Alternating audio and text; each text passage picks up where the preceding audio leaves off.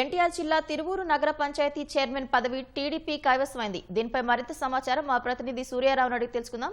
సూర్యారావు, చెప్పండి. ఎన్నిక ప్రశాంతంగా ముగిసింది. ఇప్పుడే చైర్మన్ గా కొలికపూవు నిర్మల ఎన్నికయ్యారు. మొత్తం 10 మంది టీడీపీ కౌన్సిలర్లు, అలాగే ఎక్స్ అఫీషియో మెంబర్ గా వ్యవహరిస్తున్న ఎమ్మెల్యే కొలికపూడి శ్రీనివాసరావు కూడా నిర్మలకు మద్దతు పలికారు. మొత్తం మీద అయితే టీడీపీ ఈ గతంలో వైసీపీ అభ్యర్థి అధ్యక్షుడిగా ఉన్న ఈ చైర్మన్ గిరిని ఇప్పుడు టీడీపీ కైవసం చేసుకుంది. అయితే ఈ ఎన్నికల్లో వైసీపీ తరఫున 9 మంది కౌన్సిలర్లు మాత్రమే హాజరయ్యారు.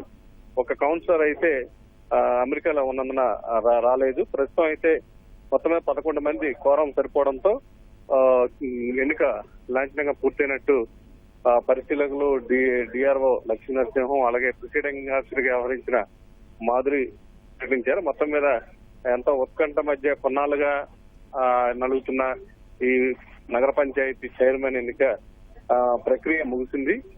గత మే నెలలో 19, 20 తేదీల్లో కోరం సరిపోక 2 రోజులు వాయిదా పడింది.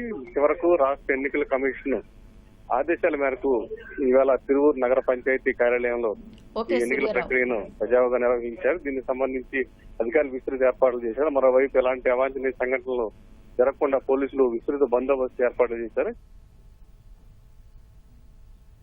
ధన్యవాదాలు సూర్యారావు.